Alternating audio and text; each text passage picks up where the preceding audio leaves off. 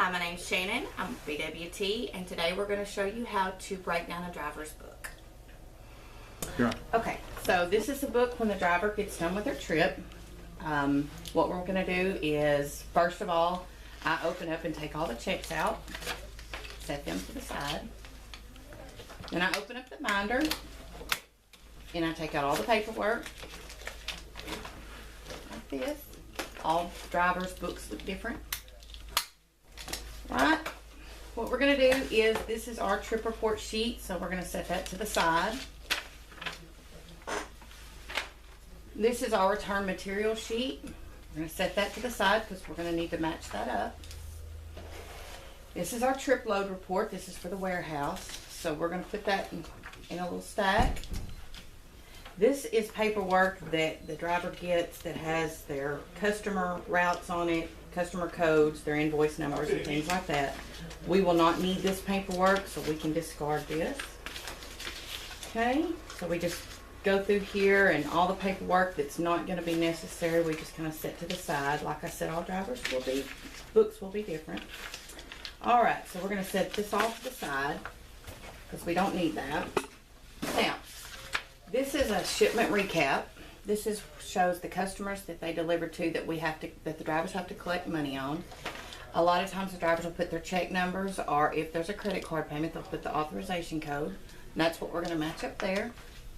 So we'll set that there.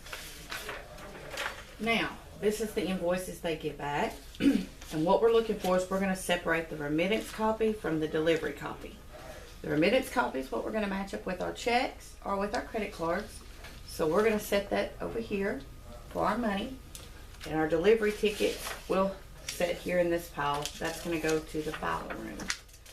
So we just go through here, delivery, and it says it, delivery.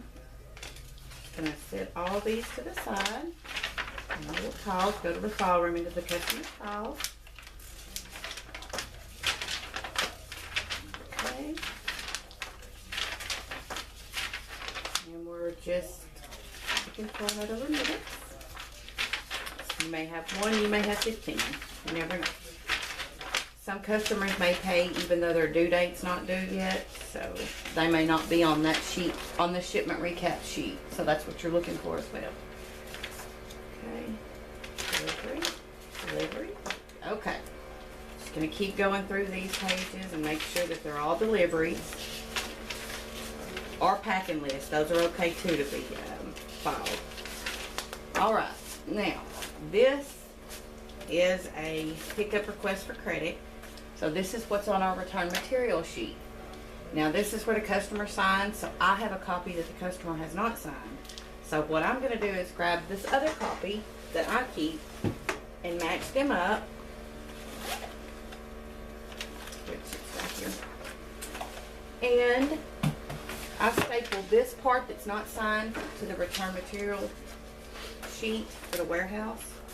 And they get that copy. This one goes to Denise for credits. Okay, so we set that to the side. So that's the only return we had. So there's our only return.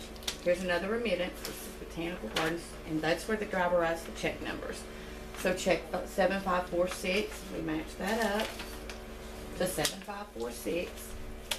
Okay. And we may have more remittance sheets, so I'm going to thumb through here just to make sure. No, they don't. All right. So when we match this up, I paper clip it. And then our other remittance sheet for our credit card authorization. So that's the only two payments they took. So I'll put them all together and paper clip them. This will go to AR. Okay. And then a lot of times the drivers will write stuff on here, but they forgot maybe to put it on there. So I'll look for this kind of stuff and then I add it to the return material sheet.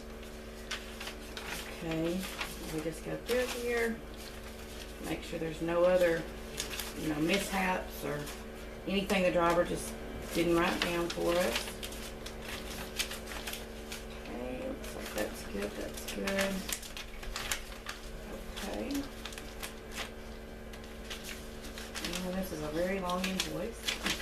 Page 6, page 7. And you'll see it on there, it gives you continued on page 7, continued on page 8, so you know it's all one customer. Okay. Alright, so there's that one. That's a whole order in itself. Delivery, delivery, delivery. Okay, and that is it. These are all still delivery tickets, so they're good to go in the file room. I'll write this up on this return material sheet. It looks like there says missing 2 bags for credit. So I will write this up on a credit sheet, not on this because it's not missing. Now I can put it there and just put not returned and do that as well, which is probably what I'll do, but that's it.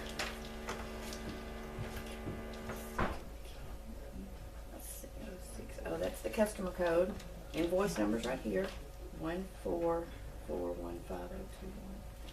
Item code's right here. 905. And I will put not returned, missing 2 bags. And I'll put 2 bags here. And that's it. And I'll put that with that. And then this pile will go to AR. This pile will go to the file room. This sheet will go to warehouse manager. This will go to Miss Denise for credit, and this will go to Will and Randall in my office, but warehouse guys. And that's it. Okay, so let's do another book just to make sure we got it down. All right, again, we're going to take our checks out. Come over there. Take all of our paperwork out of the driver's book. And again, we're going to put our shipment recap over here. This has to do with money, so we're going to match our checks up. We put our driver's trip report sheet to the side because this is what we'll be entering later. Return material. Now see, there's no returns on this sheet. The other one, there was returns. So in this case, we can put this to the side as well. This won't go to the warehouse because there's nothing for them to check in or check inventory on. So when it's blank like this, it doesn't need to go to the warehouse. So we'll put that to the side. This is our trip load report. This lets the warehouse and the warehouse manager know how the trip was loaded correctly. Yes, you know, the condition of the load. All this stuff was the correct pallet jack loaded and load bars, all that good stuff. So we're going to put that right there to give to the warehouse manager. This is our paperwork that we're not going to need, so we can discard that. And again, we're going to separate our delivery tickets from our remittance. So we have delivery. This is another piece of paper that'll be in between each stop. You don't need that. You can discard that. Okay, and here's our remittance. So we're going to put that to the side so we can match that up with the check number and here and make sure the amounts are correct. Delivery. Okay, so we're going to put that in our pile to go to the file room. Delivery. Delivery. Okay, and see how it says continued on page 3. So we'll make sure that we keep all of that. Here's page 3. There we go. Delivery. Again, we don't need this paperwork. We're going to throw that away. Delivery. Put aside. Now here's another remittance. Now, this remittance says that their due date is February the 7th, 2018. Therefore, they didn't have to pay today because otherwise it would say collect on delivery. Okay, so you don't necessarily need this, but you can put it with that if it makes you feel better. And then delivery. Delivery. Delivery. Okay. Paperwork we don't need, and you'll just go through the book like this and separate these out. Delivery. Delivery. Delivery. And that's the end of it. So we'll throw all this away. Like I said, this goes to the file room. This will go to the warehouse. We'll take our check. We'll match it up. 3488. Make sure the correct amounts are there and there. Just paper clip them together. That's what I do. And we'll send this. We'll take this to AR for them to enter the checks into the deposit. Okay. You can take this to them and let them know that you didn't have a check for this because the due date is in the future. You know, or you can discard it, whichever one you choose. Most of the time I keep it just for records purposes. Alright, and that is it.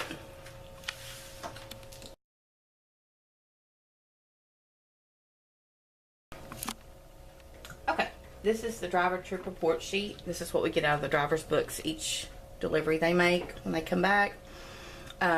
This is what the driver fills out as far as how much fuel he used, the fuel meter start, end, mileage in, mileage out, and their total miles, and which states they went. This is how many stops, what the weight of their load was, their trailer number, their truck number, date out and in, and what trip they were on, their name and their driver number. BWI pays on mileage cents per mile. They also pay their weight in cents per mile, stop pay per stop. So what we're going to do is we're going to go through here, and their total miles was 335. So we take 335 and we're going to times that 39 cents a mile. So that's 130.65. Okay? Then we're going to do our stops because we pay $4.90 per stop, and they had 11 stops. So we do this, and that's $53.90. Okay? And then our weight, we pay cents per pound. So 138.08 is the weight on this trip, and we pay 2 cents. So we're going to take 138.08 times 02, and that's 27.62. Now what we do is we add up all 3 columns.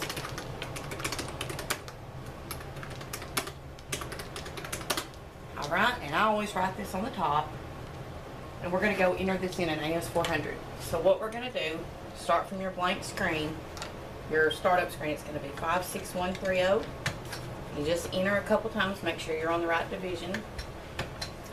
Going to go to our driver's name, which this is Dennis. Okay, we put an X beside it, enter, and we find this trip. So here it is, January the 8th. And this is where we're going to enter everything in. Make sure that your trip's right, your driver number, it's a regular trip, the date in, your mileage out you'll get from your report. So it's 204738. Your mileage in is 205073. Your fuel used is 52.3. And then always do a space there a couple times to make it going over. Otherwise it'll kick you out. Stops is 11. That's already entered in there. The weight and the stop should already be there. Trailer number, truck number and trailer number should be there. They had any backhauls, they'll be there. Now we're going to tab down here to your state, and it was Texas, and they went 335. And you hit enter, enter, and that's it. Now you've entered that driver's trip sheet. Now I always take mine and date and stamp it at the top just to know that I entered it. So it's done. And that's it. Okay, just to review, we're going to do one more. This is a driver trip report sheet, and we are going to be entering this in the AS400. So what we're going to do is BWI pays drivers on cents per mile, 2 cents weight per pound on their trip, and we also pay a stop pay, $4.90 a stop. So what we're going to do is we're going to go through the driver's trip report sheet, and there's some that should already be filled out when they take their trip out. So we're going to go, he had 74 total fuel.